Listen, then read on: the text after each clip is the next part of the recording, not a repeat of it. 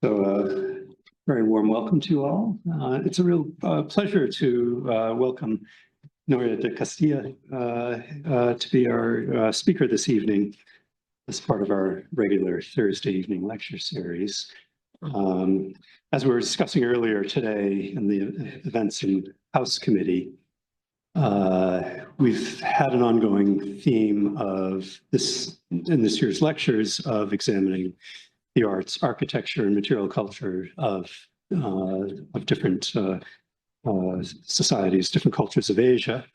And this was today's lecture is absolutely continuing on this theme. Now, Professor de Castilla is professor of the book and Arabic codicology at the École Pratique des Hautes Études in Paris, where she's been since 2016. Previously, she was here in London, I gather, at the Warburg Institute for a number of years. And then prior to that, she's been had faculty positions really up right across Spain, from Madrid to Barcelona to actually, Madrid and Barcelona mostly. Okay. That is.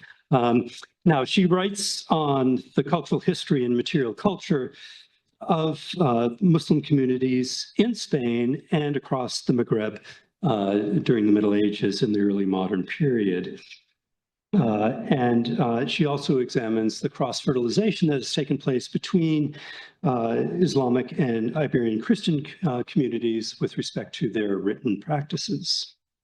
Her current research topics are dealing with the history of libraries in 16th century Spain and North Africa, the production and transmission of the Quran in the Western Islamic world, and written culture in Muslim Spain in medieval and modern times.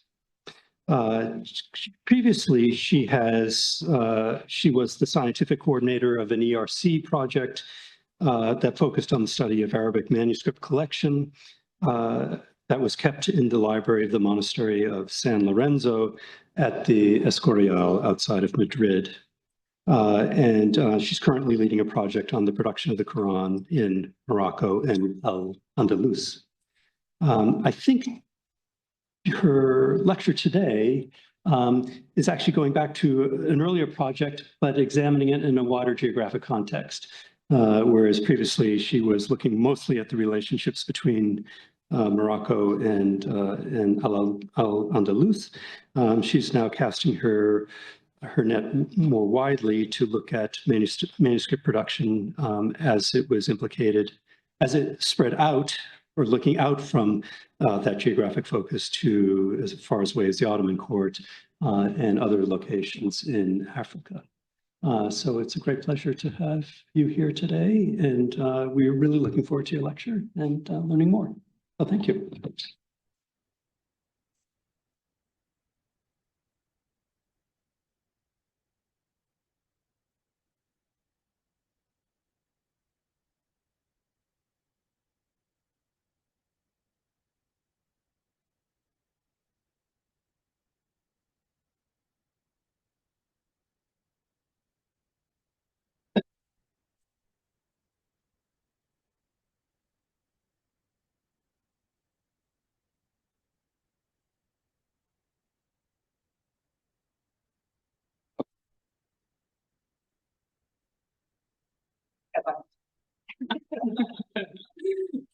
Because if not, later it will be too late.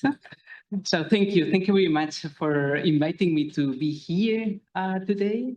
And exactly as you said, I was working. Well, we were working in this ERC project in intellectual and cultural life in Morocco in Saadian period. And I am currently directing a new project concerning the Quran in Islamic West, Al-Andalus and Maghreb. So exactly my talk today is what concerns these two topics. I don't know if do you hear me well? Because it's like a sort of echo, right? Yeah. Yeah. It's like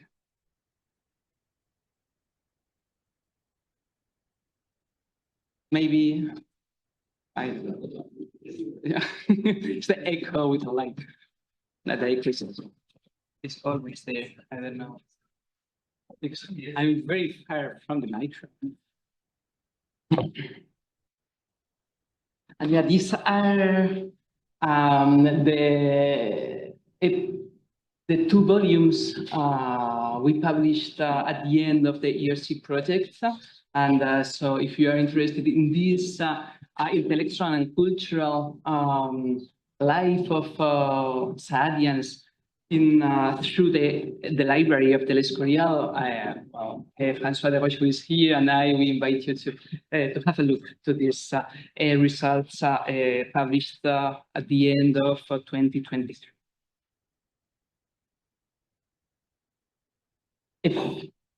A few meters from here, I don't know, yeah, maybe we are going to stop with the echo, and all of us, we will be very happy. Yeah, yes, thank you, Matt. It's much better. Thank you very much. Yeah, so, yeah. I'm not sure. All right, thank you. Yes.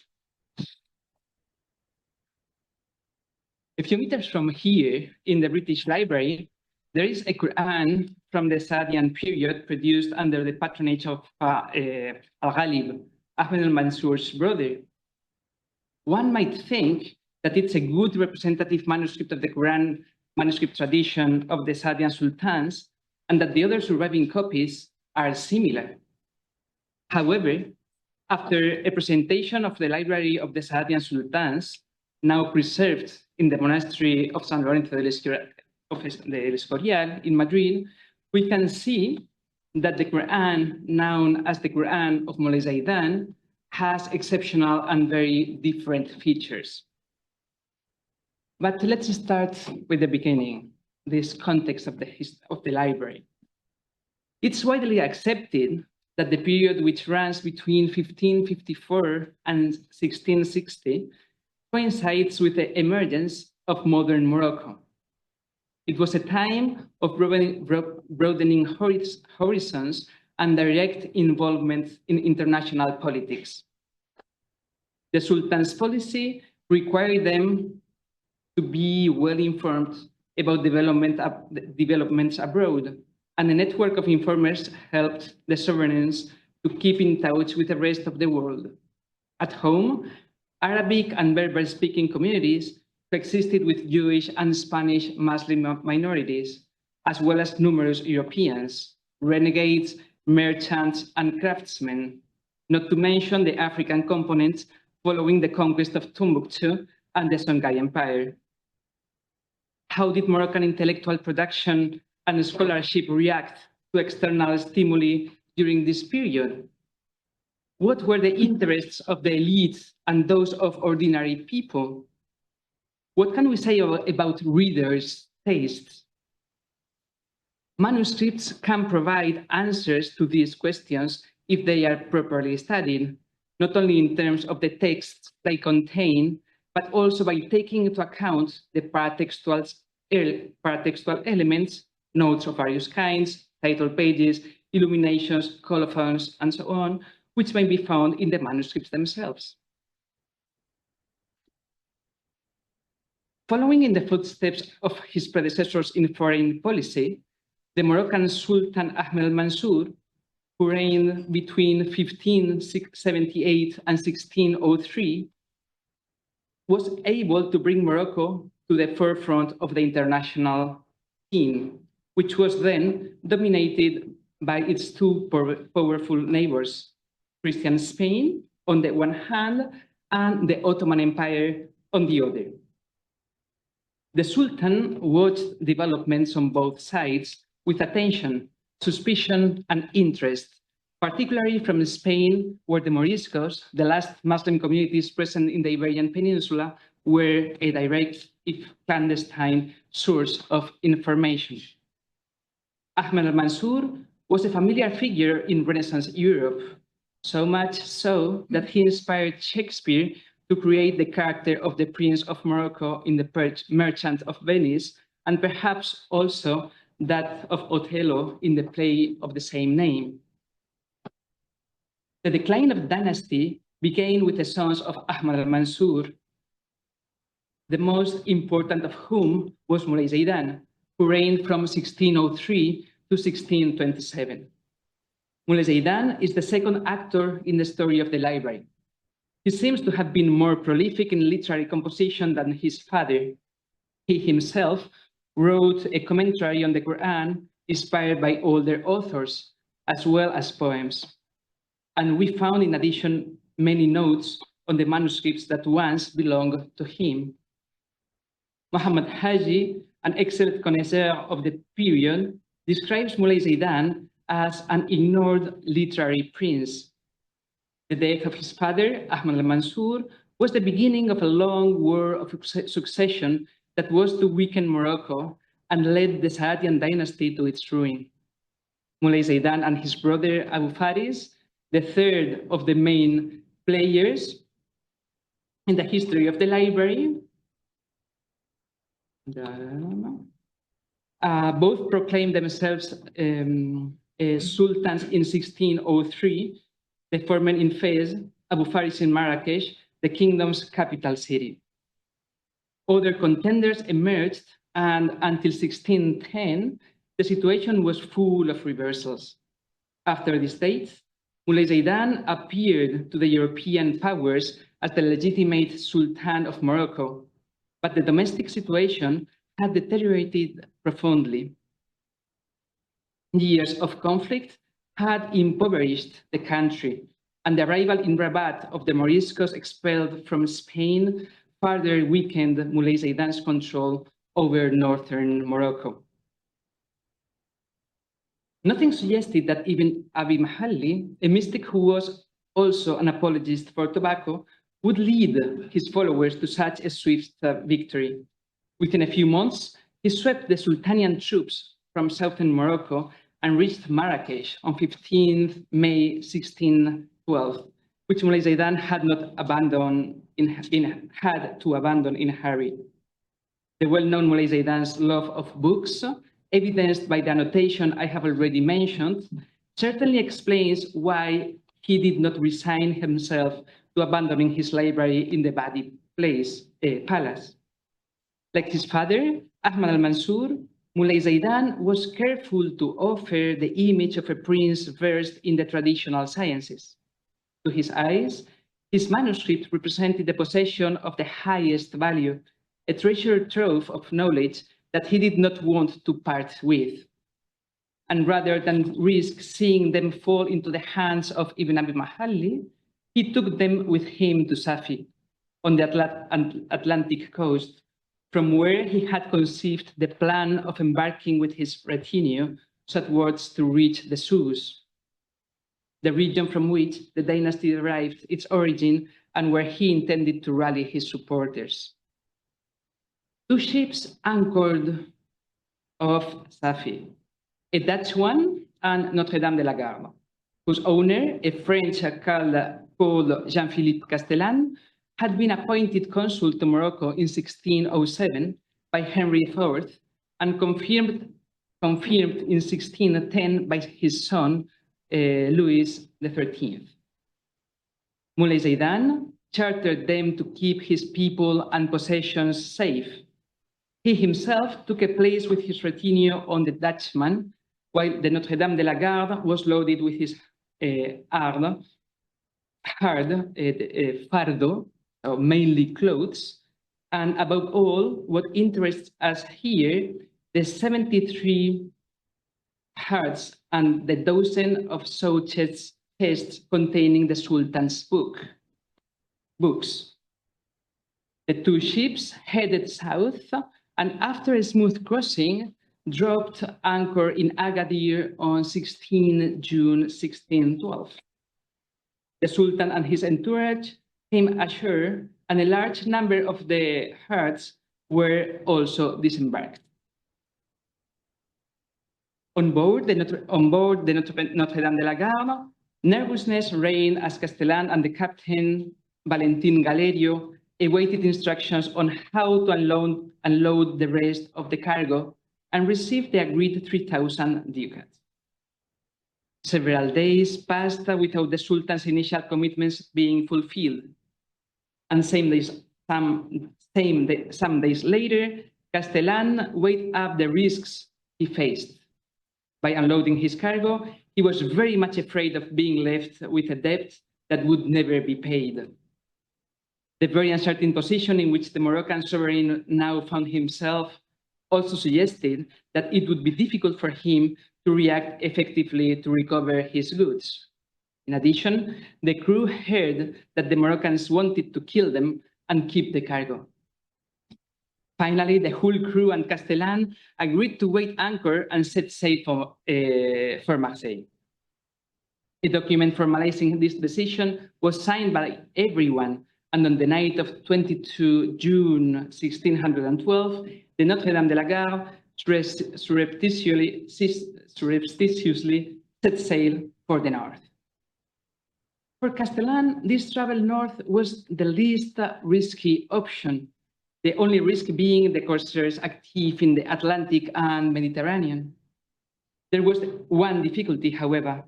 According to information in the Spanish archives, the pilot had died unexpectedly in Safi, and without his skills, the ship was lost.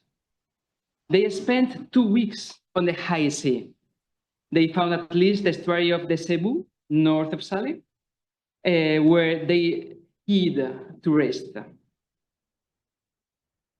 On 5 July 1612, Juan Lara Moran, who was leading a flotilla of 3 galleons and a galliot from Philip III's Armada, captured the Notre Dame de la Garde during a routine patrol against the pirates on the Moroccan coast.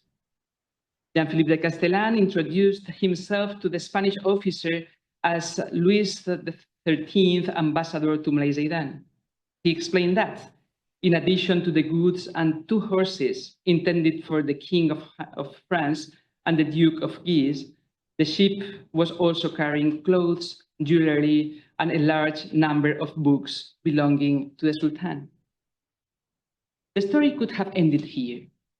France and Spain were engaged in negotiations that would lead to the Spanish marriage between Louis XIII and Anne of Austria, which was celebrated in Bordeaux on 28 November 1615.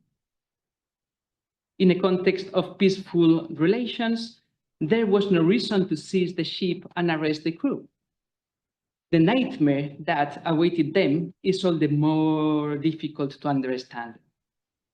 Not happy with having imposed services to the sailors, the Spanish soldiers who were on board started to open the trunks and boxes belonging to Moulay Zaidan in search of valuables. Lara led the Notre Dame de la Garde to Cadiz, where he tried to justify what had happened there in the south of Spain.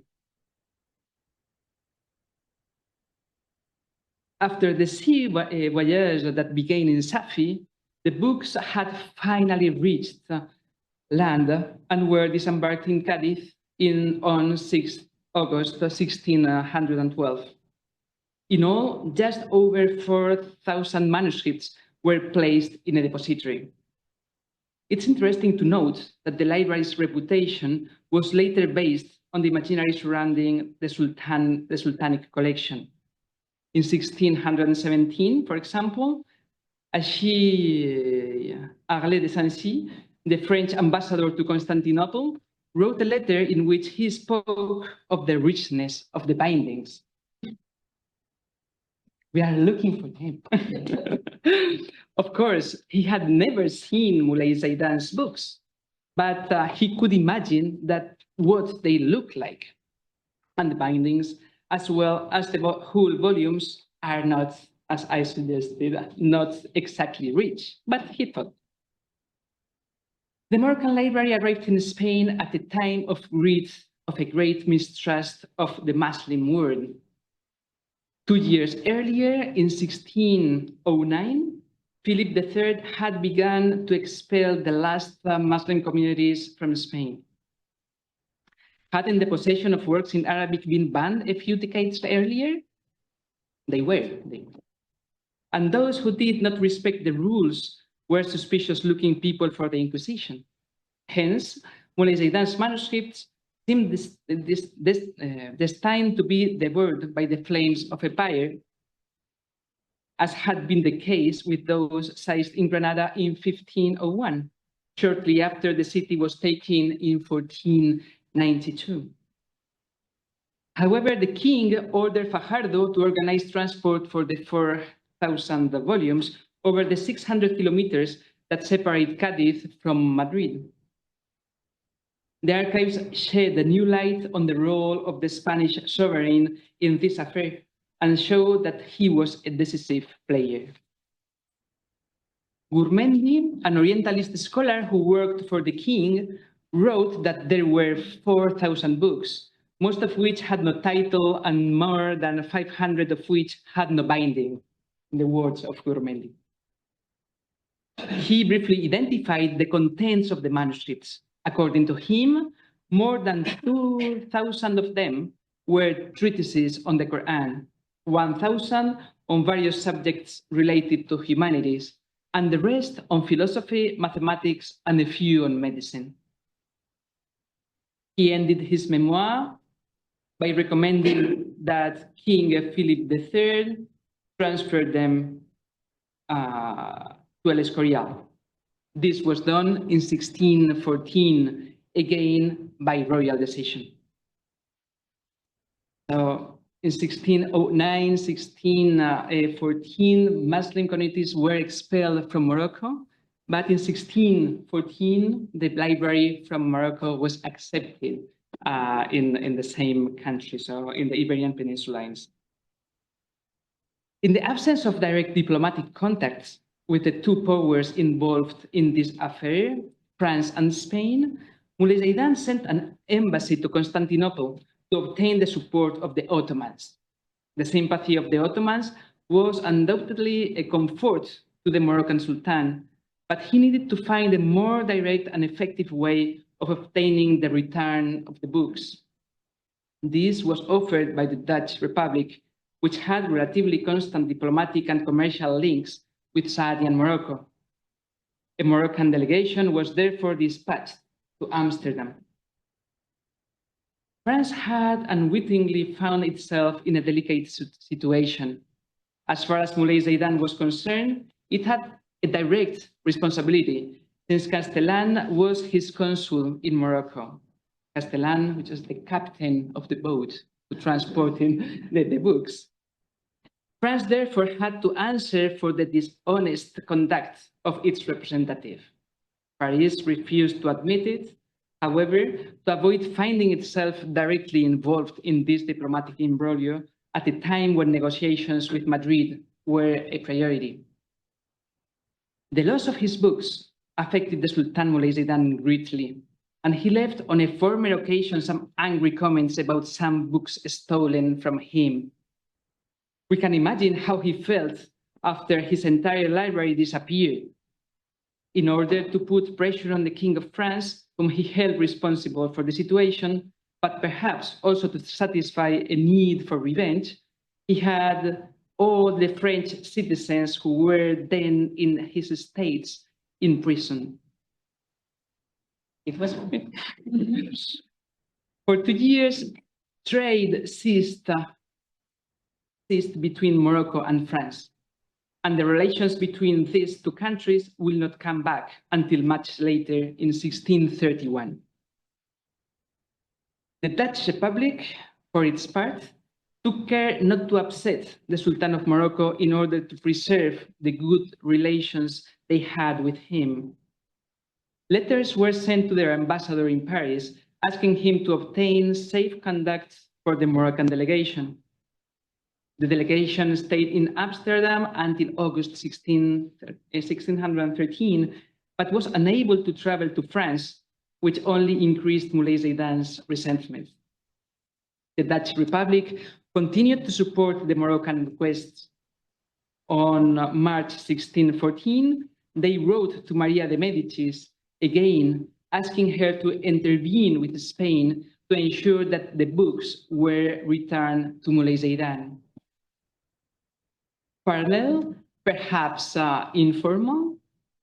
This is Moulay Zaidan, or channels of communication must nevertheless have existed between Spain and Morocco, despite their poor relations. In a letter dated 9 July 1615, the French ambassador to Madrid, André de Cochefilet, refers to an exchange of Christian slaves for the library, in which, and I quote, Moulay Zaidan offers the Spanish government 400,000 or 500,000 escudos of slaves for these books. Moulay Zaidan therefore resorted to this sensitive issue for the Europeans in order to get his books back. But in autumn of 1614, Philip III had set Moulay Zaidan such a high price for the return of his library that the Sultan was forced to give up. Clearly, the King of Spain had decided to keep the manuscripts in his collection. The death of Moulay Zaidan in 1628, after that of Philip III in 1621, did not put an end to Moroccan attempts to obtain the return of the volumes. His son tried in 1651 and later Alawite sultans asked the Spanish to return the library, starting with Moulay Ismail in 1690, but without success until now. It's said that Ahmad al-Mansur, when he was building the Badi Palace in Marrakesh, kept himself regularly informed of the progress of the construction of El Escorial, launched by Philip II. Little or nothing remains of the Badis, but ironically, part of the Sultan's library has been preserved in the monastery palace of his Spanish adversary. At least it has found a setting worthy of it. In reality, the Sultan's library was a learned library, or rather an encyclopedic library, in the image of both the Caliph of a scholar and scholar of caliphs, as Ahmad al-Mansur was known, and the scholar of caliphs and sultans, a nickname given to Moulay Zaidan. Both father and son were interested in the subjects covered in the manuscripts they own and read assiduously. In the end, the condition or aesthetic quality of the manuscripts was of little importance. What mattered was the text. We don't know how Moulay Zaidan's library was described, but that of his father, mentioned in several notes and documents, is described as learned. And although the Saadians do not appear to have exercised very significant patronage over locally produced copies, they were inspired patrons of the art of the book. Then, for example, they seem to have encouraged, if not the introduction, at least the spread of a new style of bookbinding, one that the Ottomans had helped to spread throughout their empire and beyond its borders. It's not just the technique that is involved, but the aesthetics of the binding. The variety of colors used and the introduction of contrasts on the cover itself are the clearest signs of this change. And this was spread with the palace support. Ahmed al-Mansur's receptiveness to Ottoman models was not limited to the binding. He commissioned a copy of the Quran, which seems to reflect a project to renew Maghrebi illumination by introducing elements of the classical Ottoman repertoire. And as announced at the beginning of my talk, I will focus the second part of my talk in this on this manuscript, the Quran, which is known as the Quran of Moulay Zaidan. This is a copy of the Quran that is known, as I have just said, Quran of Moulay Zaidan. Why do I say that? This is true that it formed part of this sultan's library captured in 1612.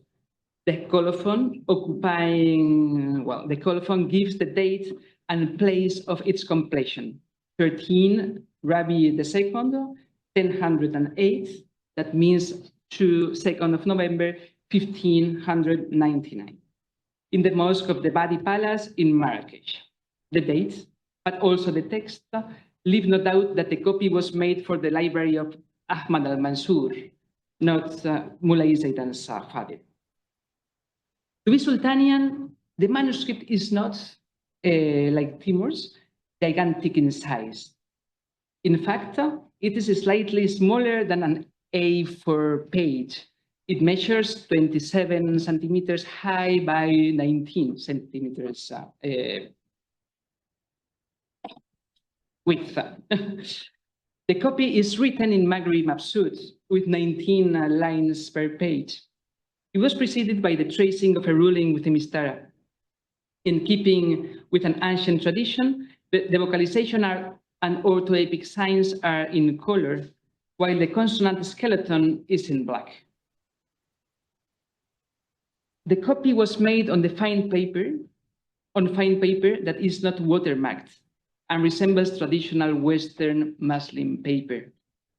This is surprising, given that the data obtained from the study of the manuscripts from the Saadian collection held at El Escorial reflect the growing impact of the European paper production on book production in the Muslim world.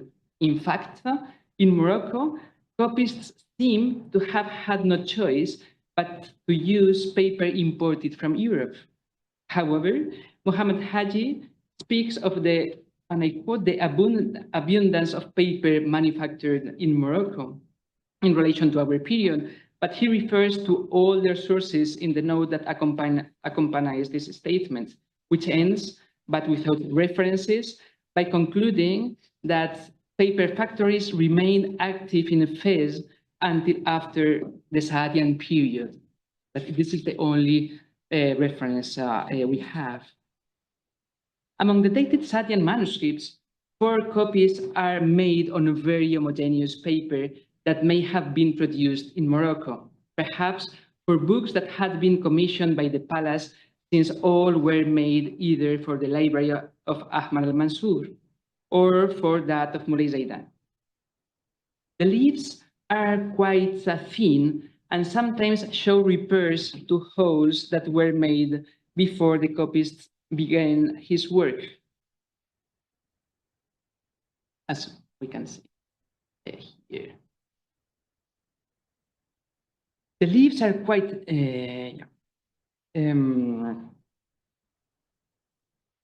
probably when the leaf was freshly produced. The volumes are all of good size. The 2 copies in Maghrebi script prepared for Ahmad al-Mansur have the same dimensions, around 27 by 19 centimeters. It should be noted that the orientation of the late lines is not homogeneous. Pending further investigation to confirm or refute this initial observation, we think that the limited production was reserved for the palace, which made it possible to avoid the problem of watermarks, resolved, it is true, by Ibn Marzouk's famous fatwa. We are fortunate to have preserved the colophon of the manuscript, which is richly decorated and informative.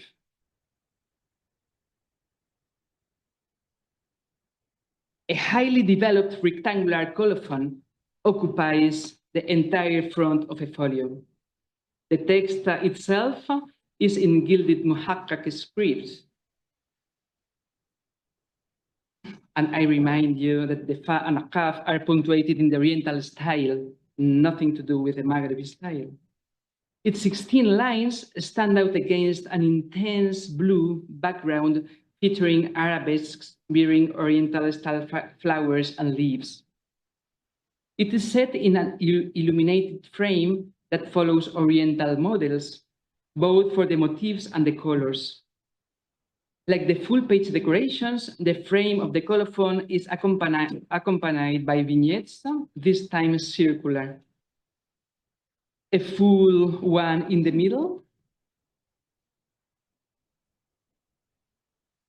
and half at the top and at the bottom. I don't know if it works. Well, at the top and the bottom. This vignette, however, takes us back to the Maghrebi tradition. They use a repertoire and layouts, a central vignette, and to have vignettes opposite the top and bottom of the frame, familiar to illuminators in the Islamic West.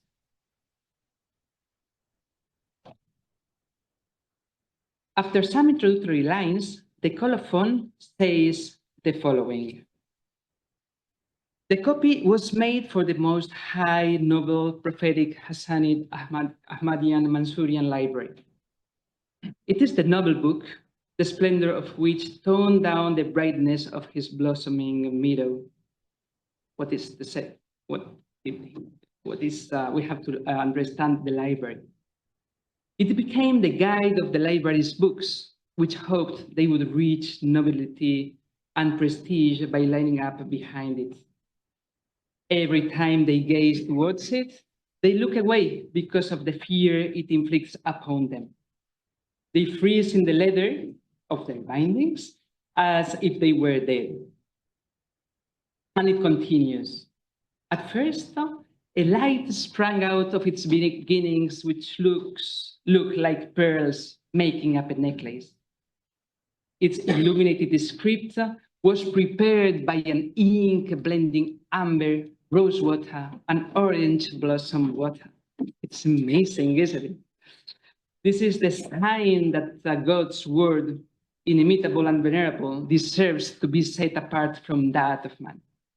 It was completed on Wednesday, and we have the dates. We have this is marvelous colophon. We have a poetic and very full, informed colophon, including a recipe of the ink, a mixture of amber, rose, and orange blossom water. What do you think? This is obviously a symbolic composition. The ink in the text is actually metallogallic ink. That's a pity. What's to say? Iron-based ink with traces of lead. The colored orthoepic signs use verdigris, green, but the blue is smalt, a real peculiarity of these manuscripts, found in various places in the manuscript, but also for the background of the colophon. That all this background is made with smalt. Well, if we want to define smalt blue, we find that it's a synthetic pigment composed of a double silicate of cobalt and potassium of variable composition. In ancient literature, it can be referred to in different ways. Azure blue, sapphire, or saffre, like it's said in French, or by reference to a geographical origin. In Germany, it's known as Streublau and Kaiserblau, which could be translated as imperial blue. And it naturally found its way into a manuscript produced for the Sultan of Morocco, whose Sherifian origins, recalled in the colophon of the manuscript, made him feel equal to the Ottoman Sultan. Smalt blue, more commonly known as cobalt blue, corresponds to a variety of mineral blues obtained at high temperatures and with a slightly purplish hue. Their cost generally reserves them for artistic productions. The reason for this price would appear to be the cost of the coloring material used, which is known in French, they said, bleu de safran. I don't know in English, it's blue sapphire, maybe? Have you heard that? Blue sapphire. Saxon blue was imported from Saxony and used, for example, to make the stained glass windows in one of Westminster's chapels in the 16th century. But even though they are very similar, sapphire blue is not the same as smalt blue. The former, used by glassmakers, has been produced since the 12th century. The latter has been detected in a Flemish painting from around 1450 in the National Gallery and is of interest to other arts and crafts. The first smalt factory was set up in Saxony in 1568, followed by an attempt at a large-scale production in 1575, but it failed. Nevertheless, more and more concessions were granted to exploit the mines, process the ore, or manufacture the color, and foreign merchants were able to invest after 1589. In the middle of the 16th century, around 1540-1560, a glassmaker in Platen used colored cobalts from Schneeberg to make a beautiful blue glass in his furnace, which he then exported to Holland. The Dutch came to learn how to make this color and subsequently installed 8 mills in their country, improving the process of grinding the color to obtain smalt. De la Mare concludes that during the 16th century, the Dutch became masters of the art of grinding smalt, and then played an active role in the privileged trade relations between Germany and the United Provinces, so former Holland. They secured a monopoly on the manufacture and sale of smalt as a pigment for artists, and set up sales networks in Flanders, Italy, Germany, England, France, and beyond. As far as Morocco is concerned, it's important to bear in mind that relations between this country and the United Provinces were excellent during the reigns of Ahmad al-Mansur and Moulay Saidan. The traces of arsenic and nickel detected by Patricia Roger's analysis confirm that the pigment was prepared from Saxon cobalt ore, and take us back to Schneeberg, nowadays in Lower Austria, where the color blue was manufactured by a number of companies at great profit. Bismuth, on the other hand, take us back to Holland and the inventors of the process used to obtain the blue pigments. The trade had been well established by these same Dutchmen, who at the time of the monopoly on the sale of smalt as an artist's pigment, had admirably set up a distribution network in several countries. We know that the smalt was used from the beginning of the 15th century by Flemish and German artists, and later by the greatest painters such as Van Dyck, Velázquez, Rembrandt, Rubens, and Vermeer. The links between the United Provinces and Morocco were well established by the end of the 16th century, and it's hardly surprising that the blue known as Emperor blue was acquired by the Moroccans to complete the decoration of a Quran intended for the Sultan. At the time it was produced, this rare pigment, which was probably the stuff of dreams, was within the reach of a powerful man of this world, open to the world of the arts, while the vogue for this blue continued to grow. The association of this color with gold in the manuscript is clearly part of an Eastern tradition of illumination that was illustrated in Ottoman works at the time. Its symbolism is poorly understood. The gold has been seen as a representation of sunlight as a symbol of manifested light, the focus of knowledge, and the blue as a symbol of heaven and God. In the West, Suger, when rebuilding his Abbey Church of Saint-Denis, considered that light, beauty, and the riches needed to venerate God are expressed first and foremost through colors. Among these colors, blue, like gold, is divine celestial light, the light on which everything created is based upon him. By the end of the Middle Ages, blue had become the color of kings, princes, and noblemen.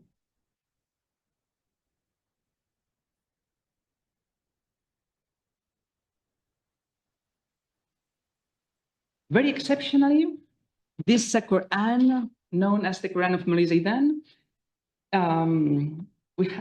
shows a frame, the frame that surrounds the written surface. There are only 4 manuscripts in the Moulay Zaidan library with a frame. In one case, there is no frame as such, since the text is flanked on each leaf by 2 red verticals. In other cases, it's a real frame, traced by a gilded fillet.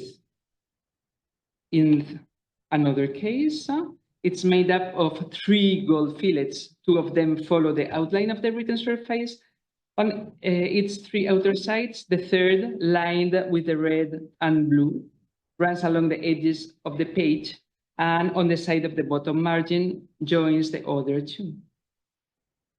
There are wide margins between this and the third. In these 4 manuscripts, the presentation is clearly inspired by the manuscript tradition of the Islamic East, where frames are a relatively frequent element of a page layout. According to the information given in their colophons, 2 of these manuscripts were produced for the Sultan's library. And the Quran, known as the Quran of Moulay Zaidan, is rather a special case because of the nature of the text. The frame in this manuscript too is of Oriental inspiration, though more sophisticated than that of the other 2 volumes, as this one just mentioned, since it's a combination of gold, green, and red fillets. As we have seen, the Quran of Moulay Zaidan is a copy that was in fact made for his father, Ahmad al-Mansur, even if it's known as Quran of Moulay Zaidan, but it's Quran of Ahmad al-Mansur. Copied in 1599. Just as another manuscript also made for him,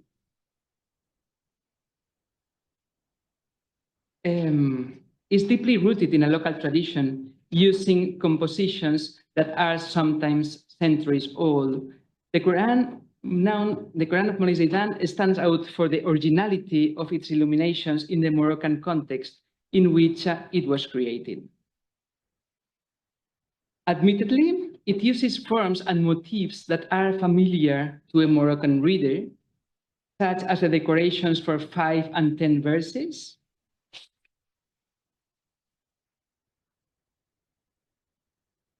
so this is small decorations,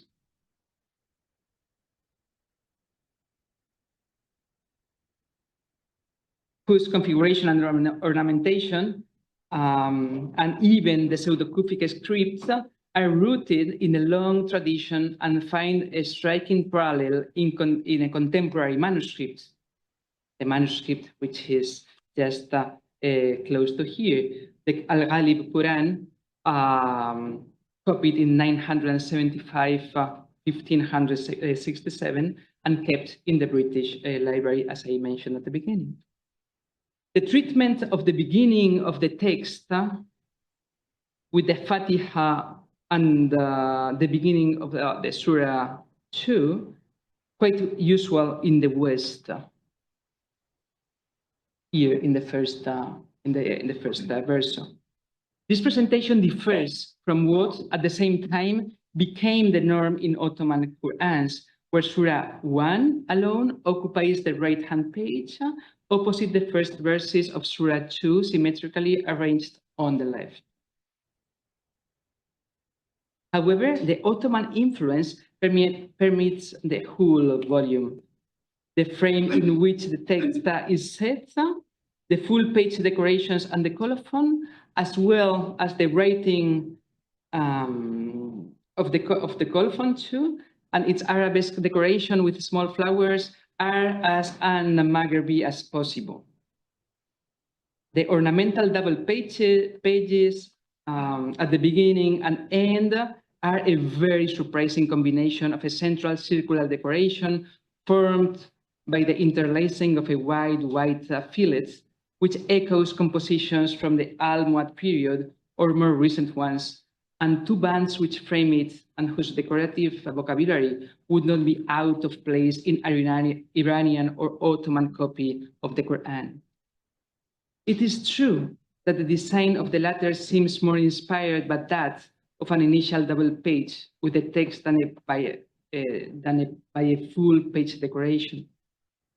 The hood of the illumination, as well as the various quadrilaterals that make it up, is framed by a white fillet over which runs a series of crosses drawn in ink, a classic component of decorations in the East, but absent until the end of the 16th century from those of Muslim West. The gilded braid around the two bands and the central square follows a pattern that is more familiar in Oriental illumination than in that of the Maghreb, where artists seem to prefer a succession of square modules. Finally, the vignettes should be noted.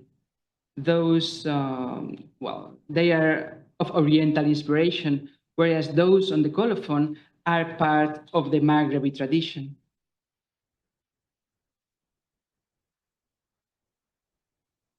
It should also be noted that the titles of the surahs are inscribed in ornamental Kufic characters within large bands defined by golden braids highlighted in black and edged with a blue border. The majority of these titles are gilded on a blue background with touches of red and pink. There are also white titles with black outlines on a gold background with touches of red, pink, and blue, or touches of green and red, pink. In the margins, we find decorations associated with the divisions of the text. The shapes vary according to their function, but the palette essentially comprises, in addition to gilding, blue, red, pink, and green colors. The decoration of these surah titles is inspired by the Maghreb, as can be seen from the geometric gold twisting that frames them, the design of which is clearly distinct from that of the full page decorations. Similarly, the square decoration of the white bands on either side of the title follows a formula known in the Maghreb.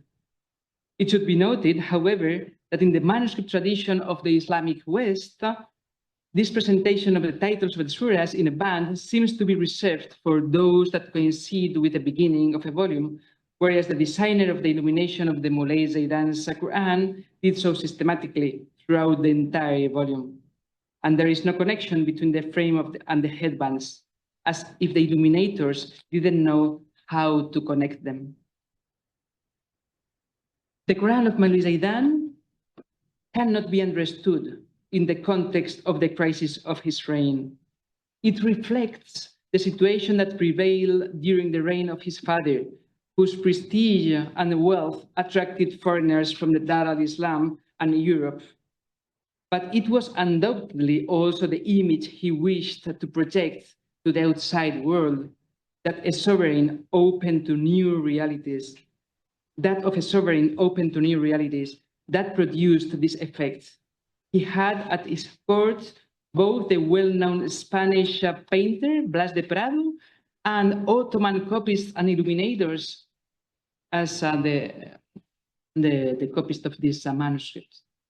The Quran he had made at the end of his long reign is a condensed version of his attitude, a synthesis between the tradition of the Muslim West and Ottoman canons. Turning his back on a traditional production illustrated, for example, by the Quran of his brother Al-Ghalib, had commissioned, Ahmad al-Mansur gave his patronage to a work that was difficult to classify and in the end had no future. But at least we are very lucky to have this unique witness of Maghrebi Ottoman illumination. In contradistinction, bindings in the Ottoman style were successful in Morocco, as I could show elsewhere, and became dominant for the next centuries.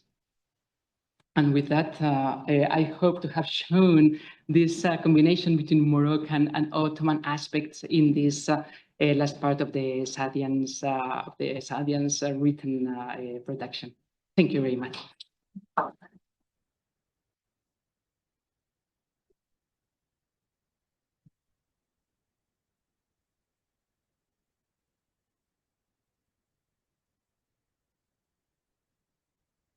We take a few questions.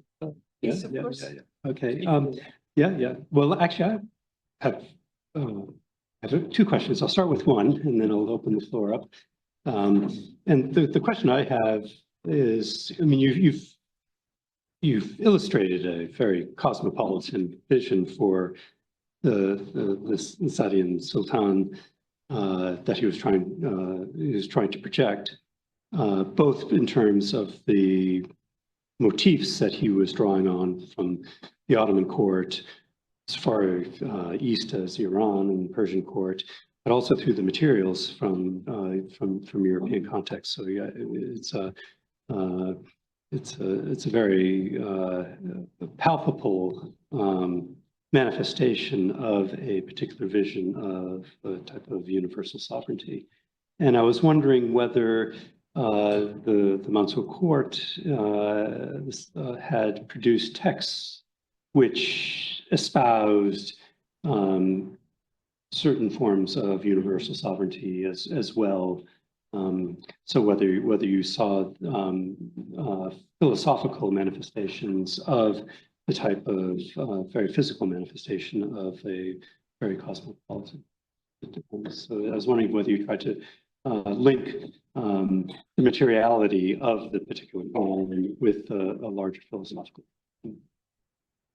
Thank you very much.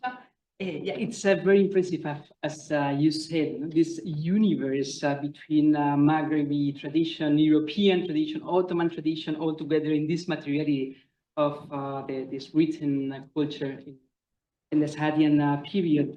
But concerning the texts, it's a completely different thing, especially coming from Europe. We don't have any European trace in my knowledge about this influence of European cultural or literary or philosophical tradition. Is much more Islamic tradition coming from the East and from the West, but mainly Islamic tradition.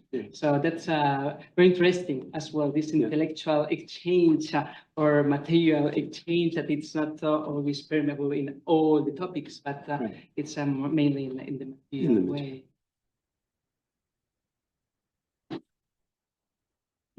Is there any ownership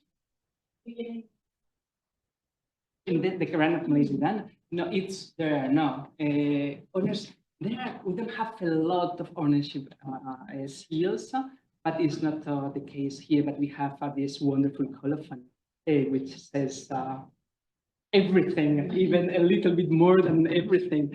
But yeah, there are not a lot. We have some, not in this manuscript, but in other manuscripts, and it's very interesting. The seals of the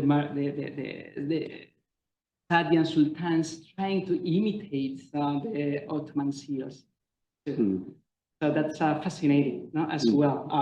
Speaking about the influences and the traditions from the different places, that the seals as well trying to imitate this emperor, the Ottoman. But no, it's not the case. Yeah, doesn't this point at which text frames become standard in Maghrebi manuscript? Nothing with the text.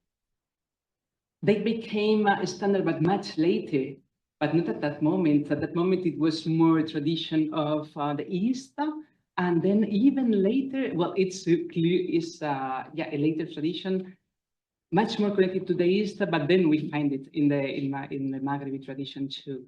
But it's for me or for us, what it's very interesting is this mixture of tradition in the frame of the same volume, and with important and not that important, well, big and not that big aspects as the frame, for example. It's well, we saw you have this one, the other Quran, the Quran patterned by Al Ghalib 30 years before, and yeah, we don't have any frame, and it's the same as almost the rest of the collection. For example, only well, I have shown the other 3 manuscripts with the frame, and it's completely different. This is a really the Quran of Mohammed Zaidan on the right, very delicate and sophisticated, if we can say that, of a frame, and nothing to do with the other, which is nothing, and is what we find in general in the Maravi tradition. But we have to wait quite a long time to.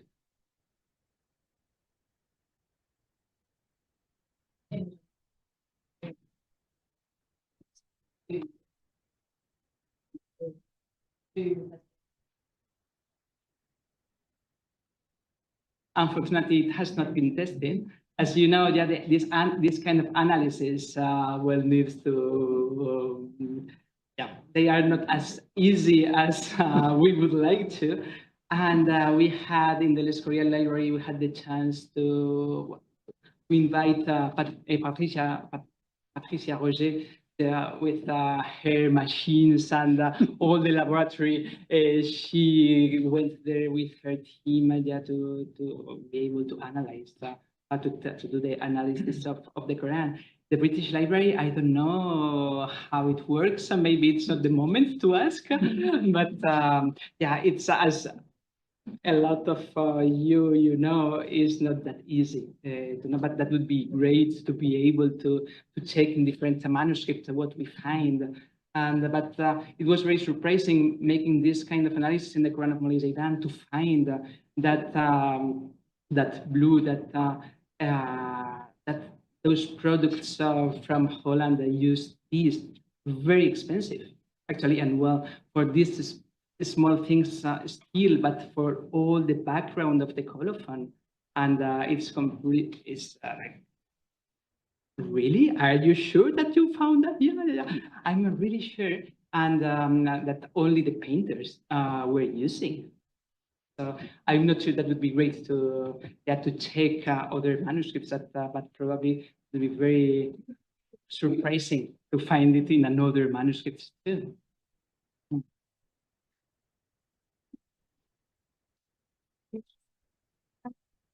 The code, so the 2 persons, the whole dog, then the code is. I don't know exactly if it they put the guild up. On top of the blue.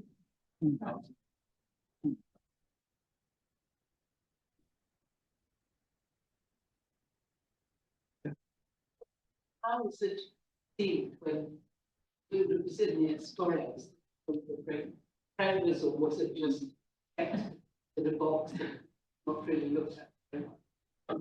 At the few, Yes. Yes, correct. when they arrived. Yes. Well, at the beginning, it was very chaotic moments because they arrived and they didn't know exactly what to do with all these books. We know, well, we think, as the sources said, that they were 4,000 volumes, and well, we lost quite a lot in the fire at the end of the 17th century. And right now, it's there are around 2,000 volumes kept in the library, and actually there is a researcher looking for more information about to be able to answer to your question is what happened when these first 2 years when the books arrived. We know more about this diplomatic exchanges and not a lot, but yeah, come back, come back. We keep them. What can we do with them? And but we don't know exactly. Well, they were. We know where they were at the end of the century because of the fire, the room where they were. But there are quite a lot of things that we don't know.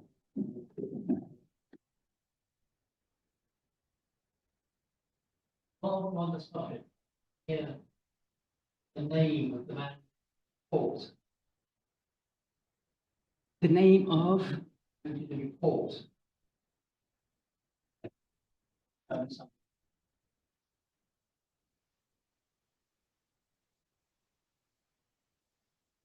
I don't hear anything.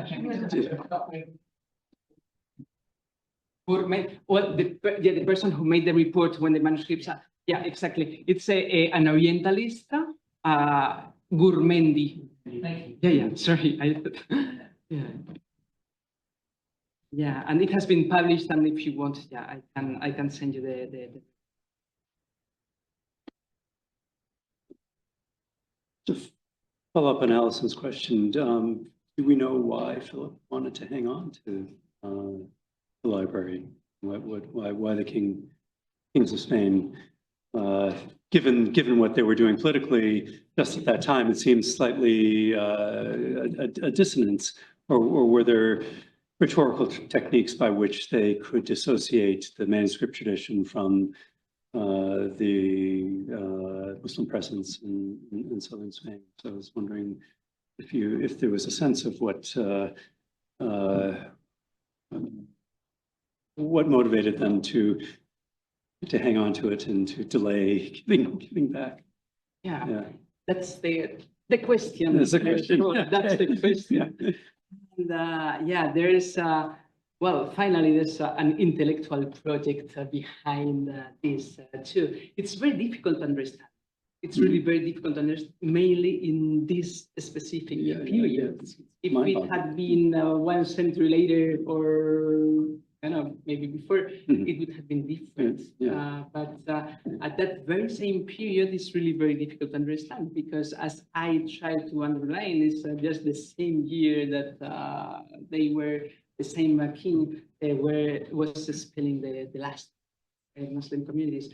But at the same time, it's it's the library of the Sultan. Of a sultan. It's not, and yeah, in some reports they said, yeah, there are 1,000 of Qurans.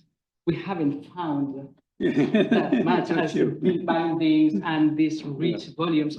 So we have a lot of literature that we read, well, it doesn't match with the reality, at least nowadays. And at the same time, it's not only the presence of this library, at the same time, at the 16th century, at that very same moment, Salamanca, the University of Salamanca, they were teaching Arabic too. And just, well, to understand and to convert the Muslims. And so this is something interesting too, is to know who they were, to know who they liked, what they read as well. So I think it's much more, not specifically, you're a Muslim and I need to burn your religious books. Also to know more about that. It's very interesting, but because there are some some scholars, some book lovers who came to Spain in the 16th century asking for books, and some years before with Philip II's father, Charles V, asking him, please let us check some manuscripts to learn Arabic, because it was very difficult to find Arabic manuscripts in Europe, as you know, at that period. In Spain, I don't know how many manuscripts they had. Nowadays, there are not a lot from that period. But it was like, well, if there are manuscripts, Arabic manuscripts in Europe in the beginning of the end of 15th, beginning of 16th century, well, it was Spain, because Spain, the south of Spain, the last part of Al-Andalus was there until 1492. Arabic was taught in the 16th century, and the king as well was interested in that. Actually, before the entrance of the library of the Sultan in the El Escorial Palace, there was a collection of Arabic manuscripts of medicine. For example, Philip II, the king, was the owner of these manuscripts too, and they were in Arabic, and they were, yeah, no one said anything about these manuscripts. Right? The authors are welcome. Yeah.